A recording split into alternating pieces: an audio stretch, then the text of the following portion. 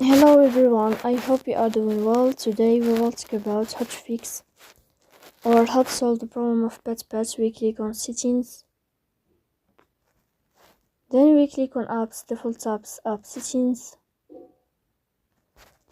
In this list you will search about the application of PatPat and we click. Here we go to PatPat. Here we click on first stop and we click OK. After that, you will enter to the window of storage. Then we click on clear cache. Then you will turn on your phone. You will turn off your phone and then you will restart your phone again to fix that problem. So please don't forget to support us by like and subscribe. See you next time and thank you for your watching and your attention.